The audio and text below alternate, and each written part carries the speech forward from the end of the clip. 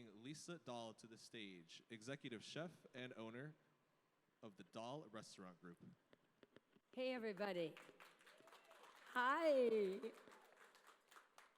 Let me ask you, how many of you absolutely hate mashed potatoes?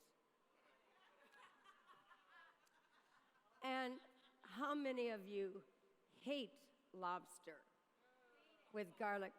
Deplore, right? Okay, so then you're in the right place, and we're gonna have fun. So I have 6 restaurants in Sedona, Arizona, but one restaurant is where this recipe came from, and I want to start over. I want to wait. Hey, everybody. So happy to have you. Scott, do we have a picture of the book so I can show them A Romance with Food? You don't mind getting it? Hey, everybody, get cozy. I was just getting started. I want to see a show of hands of how many people absolutely hate mashed potatoes. Good. Right. And how many hate lobster? Good. So you're all meant to be here. So you love it, I hope. So I'm going to show you a recipe that I use in my restaurant called Mariposa Latin-Inspired Grill in Sedona, Arizona. And what I'm going to demonstrate is a home version from my cookbook. We're going to get it. It's called A Romance with Food, of a wonderful way to gussy up mashed potatoes. I call my mashed potatoes lemon-zested mashed potatoes because I think lemon and potatoes go great. But once you have the basic method of cooking mashed potatoes properly, then you're halfway there. Oh, here, goody, thank you. Thank you, Scott. So everyone, this is my second cookbook. It came out all of a year ago, and it's called A Romance with Food, and it's Latin treasures, homemade empanadas, things that you'll fall in love with. But the lemon scampi mashed potatoes are what we're gonna demo today. And right before Thanksgiving, we did a fun thing, and by the way, I will be signing books. So if anyone's interested, I have both of my cookbooks. But anyways, right before Thanksgiving, my social media director got an idea that I should give my lemon-zested mashed potatoes to teach people, to do mashed potatoes gravy, everything to go for the dinner. Well, what really surprised me was how many people raved. I'm like, mashed potatoes, like the simplest thing in the world? Ha ha. But I have seen women like just fall on their knees. My husband's favorite thing is mashed potatoes. Thank you for teaching me how to do them properly. So, do we have overhead? Good. Just want to make sure, because cooking the potatoes properly, and these got a little bit overcooked because we're in a scullery and we took some out of the big batch that you're going to have. But that's half of it, is you never want to cut the potatoes in too small pieces. Because when you do, you basically eliminate all the flavor that you want, and I use gold Yukons. So the gold Yukon is where you're going to get a lot of buttery flavor inherent into it to begin with. So by not overcooking, so I always say cut them in halves or quarters depending on the size. These happen to have been gigantic, so we cut them in quarters. And you want to cover them with cold water about an inch over the potato. A lot of people put in way too much water. They all break apart, and then they also lose the flavor into the water, which is not what we want. And we're going to oversalt the water ad nauseum. We hear this every minute. Salty like the sea, salty like the sea. We know that is to be. I have a very favorite person that I just met today, Dahl. I'm going to ask Dahl, would he help me do the honors of draining these? Because we had to transport the potatoes hot. Would you mind? Could you bring me the bowl, dear? So many people at home And we'll have to dump the water somehow into maybe another bowl. Oh, we won't. Actually, I got an idea. So many people at home would use a mixer, but I think I'm still able to do the good old-fashioned way. So I'm going to try that instead of having to use an electronic device. So what I think is the biggest thing that messes up with mashed potatoes is that people have a tendency to cut them too small, break them all up, water them down, and then start to put in cold milk or cold cream. And that is the big no-no, because then what's going to happen? Tell me. They get lumpy, right? That's what everybody, not everybody, not you. But so what I do is I mix my half cream, half milk, and my butter in one-stop shopping, okay? So it just makes it happen so much quicker. So I'm going to try the old-fashioned way, and I'm going to start. This is a hot but not scalding. You never want to bring the milk cream mixture to a boil because then it separates, you lose the richness. Now, you might say, why not half and half? Well, I somehow like to see that rich cream. So I do a little touch more cream, but that's up to you. You can use whole milk. And so what I'm going to do is I'm going to start with a small amount, and I'm going to break them up. And these are going to be mighty fine because they were cooked absolutely perfectly. And when you incorporate the warm mixture, I mean, that's half the battle, and you've got the butter. And if you're doing a small batch, why not just do it by hand? I did this on Travel and Leisure, and it was a wonderful way to show people the old-fashioned way, and they turn out just perfect. But the main things are, start with cold water. Don't put the salt in until the potatoes are actually getting a little bit soft. Now I've got to go real fast. Now, the piece de resistance is, I have to use my fingers, the piece de resistance is the lemon zest. Yeah. And I put in just a teeny, teeny drop of lemon oil, which if you don't have, what I usually do is I infuse the lemon in the milk if I want to cut a step out. If you don't have an expensive lemon oil, which I use for everything, so I hope that everybody has some, lemon and truffle oil, I happen to love this brand, but there's many great ones on the market, but I love the lemony flavor. Yes, you were going to ask me a question.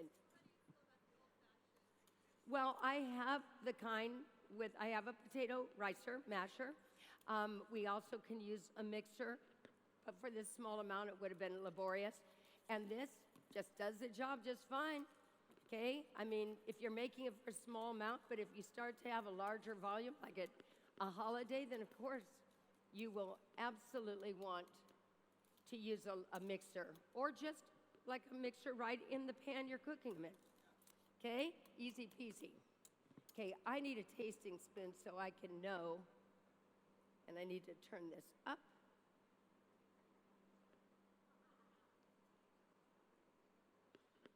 I don't know if you know how to do this.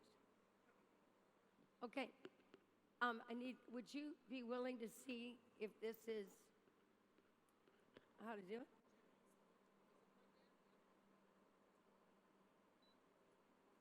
It might have just gone on. Do you know how to make this? We want it on medium high. Okay? Now, the fun part. I don't know much about it. Is it heating up? Perfect. Okay, guys, just to cut steps, you can buy your lobster multiple ways, right? I happen to have bought it. I didn't buy it, they bought it, but I've got it in the lobster shell, which is super easy to just cut it right out of, right? Now I'm going to take it and just detach it from the shell. And I'd like to get rid of, okay, let me put this.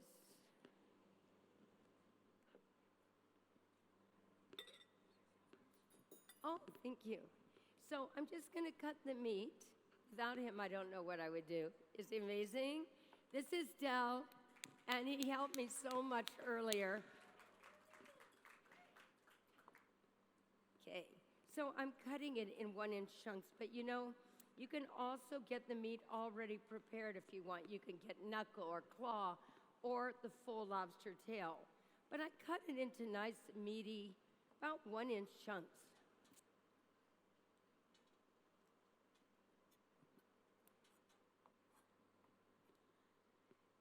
In my restaurant in Sedona, Mariposa, Latin-inspired grill, I think we probably sell maybe 100 to 150 portions a night.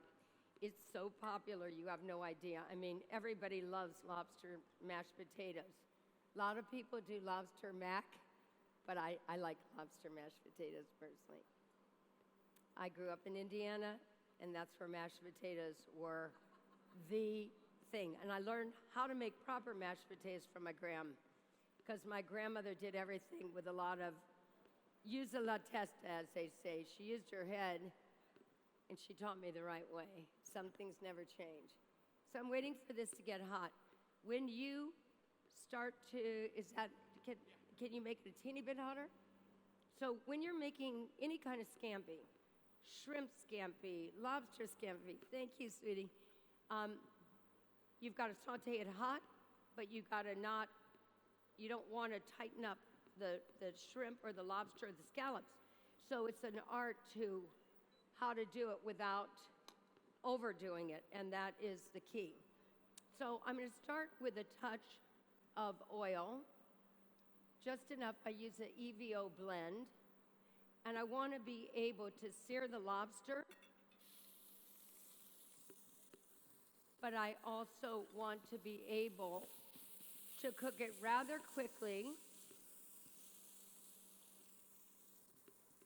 And when I put in the garlic, I never want the garlic to burn, because we all know this, but if I put in the garlic first, the garlic is going to get tainted, and it's going to spoil the fresh flavor I want. And so at this point, now that it's becoming translucent and very nice with the oil only, it happens fast, and that's what I love about this. Okay, I'm going to cut my lemon. Got my white wine, simple recipe. I cheated a little bit. Now I want to explain, especially if you buy my book. If you buy my book, you're going to see that I did the scampi just with butter. But when I really cook in my restaurants, I use the herb butter compound, and I'm in love with it because it has so much flavor. It has butter, half extra virgin olive oil, fresh thyme, garlic, little seasonings, and the fresh thyme is really phenomenal. But I use this, oh my gosh, use it for bruschetta breads. I use it for soup starters. I use it on top of grilled asparagus. I mean, it's worth the cost of admission just for the herb butter compound. But now, as I'm getting a little caramelization on the lobster, I'm going to put in a bit of garlic. I'm not going to overdo the garlic this way. You'll put in a little more if you go with straight butter, which is just heavenly to begin with. But if you use the herb butter compound, then you've already got some of that in here, right? Yes, dearest. Yeah. Well, in the compound that's in the book, I only use the EVO and have butter 50-50. Then I put in the herbs, and we do big batches because we use it for everything. It's unbelievably universal. I mean, any sea bass, we're going to saute it, but I start in oil and finish in that. And it's in the order that it's done. I'm going to lightly salt, not over salt, because the potatoes, we just made 30 pounds of mashed potatoes. They could be a little salty. I don't know. Let's hope not. But if they were, so you always want it's stranger things have happened. Okay, salt. I like a touch of chili flakes in the scampi. Not everybody does. You'd use black pepper. I like that little bit of heat. I'm going to squeeze the lemons. Lemon imperative. Burning my garlic. Where'd he go? I love to turn it down. Now, the splash of vino, Blanco vino, and honestly, it doesn't matter. This is a great one. This is a Robert Mondavi, but you don't have to be that expensive with the scampi. And, excuse me, wow. You want your wine to reduce a bit. And I'm going to go ahead and grab some of this beautiful parsley. I like good old-fashioned gas burners, but you can't always have what you want. So now I've got my fresh parsley. I think it's okay. I really do. Thank you. It's rescuing a damsel in distress. Are you coughing from the chilies? Oh. All righty. For some reason, it stopped. Where? No, it's not him. It's me. Let's hope it comes right back, because the best part is my favorite part. Where, would you just engage it just enough that I can put the herb butter? Is everybody, like, falling apart from the chili flakes? They're hot. Yeah. Yeah, oh, okay, guys, now come on. I mean, what are we going to have to call the EMTs or something here? Come on. Okay, once it comes back, the finishing touch is, technology. When it doesn't work, how much we hate it. Well, you're going to have the good ones, so it doesn't matter. As they say, fake it till you make it. Here's the thing with it. What I will say, if that doesn't come back on, and hopefully it will, is that you can look at this lobster and you can see how tender, it's not tough. What most people do is they have a tendency to over saute seafood. And I'm an Italian chef, most of all. And we do a lot of frutti di mare, a lot of seafood pastas and wonderful seafood creations.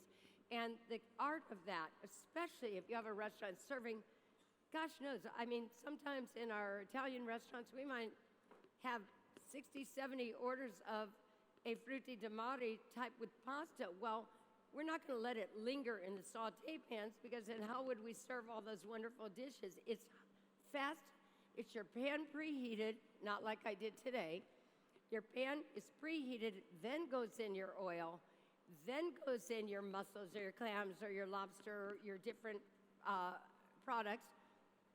And then you start to add your seasonings and your wine and your lemon, if you're going to use lemon, and then your emulsification, the herb butter, which is what I really hope will happen. And I'm not putting pressure on you at all. So we could go over here, baby.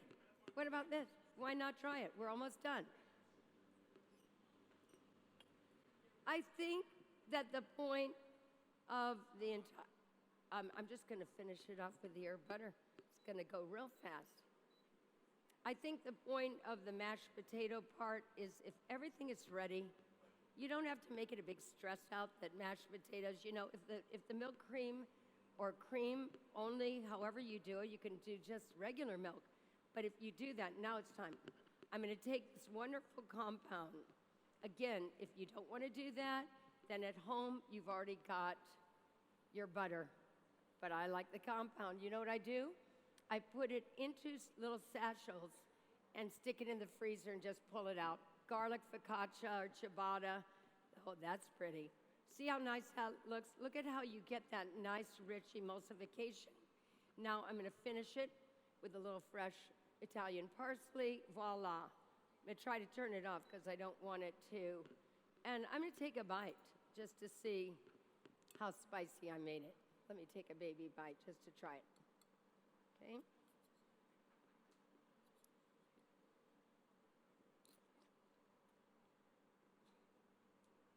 very good.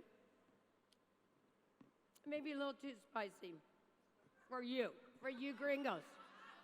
Just for you people. I'm a transplanted Indiana, California, now Arizona. So we like things spicy, we know that.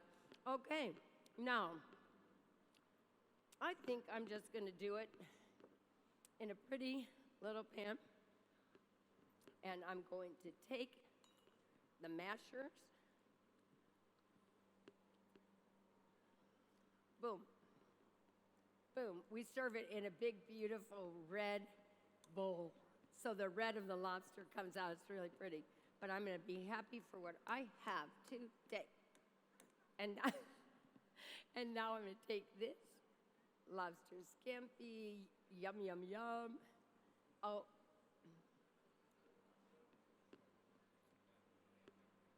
Excuse me.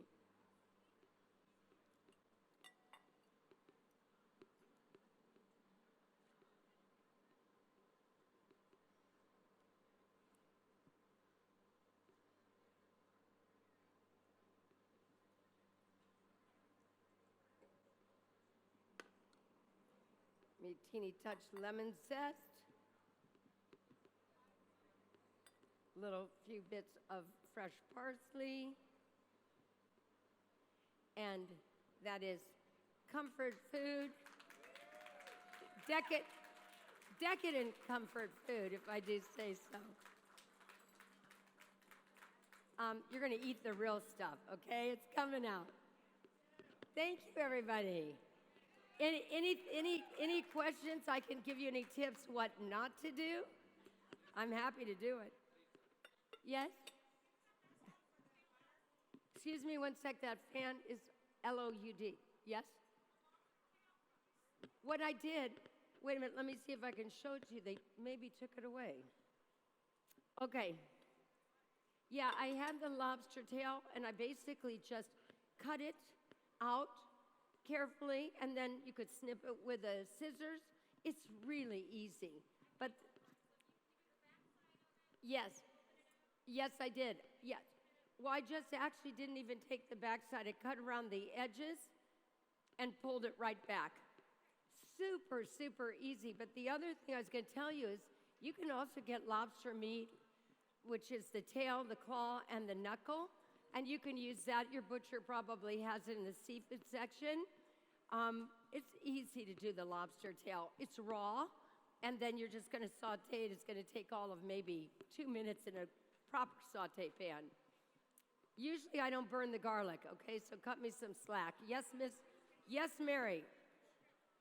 Yeah. Excuse me? Well, you know what's funny is that they're both very sweet. So shrimp, I love the prawns also, but for this you want that suave kind of melt in your tummy. You know, if you do the shrimp, you're going to be chewing a little more, that's all. I think the lobster's softer, but I think they're equally sweet.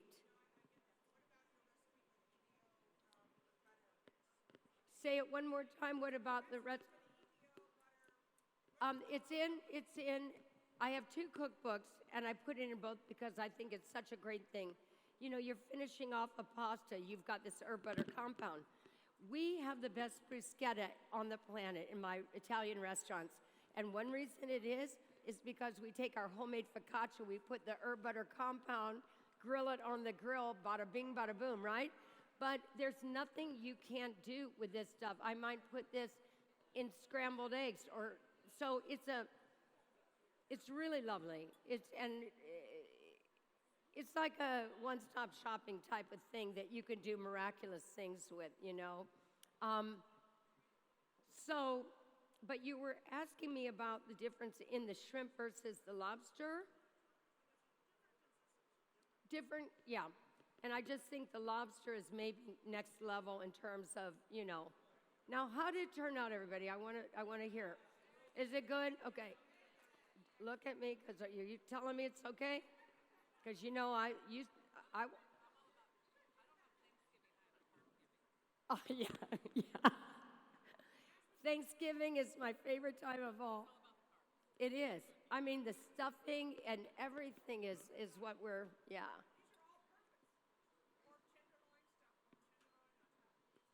Everything. I mean, what can go wrong? Yes, dear gentleman. Yeah. Would it? Well, I know you might have seen I was having a few little disturbances with the pan. So it wasn't reducing as tight as I wanted, as quick, because I think when you lift a pan off of the induction, it stops. But I want the sauce at the end to look very rich and buttery and not have too much residual liquid if you're going to put it over the mashed potato, because I don't want to water down the mashed potato.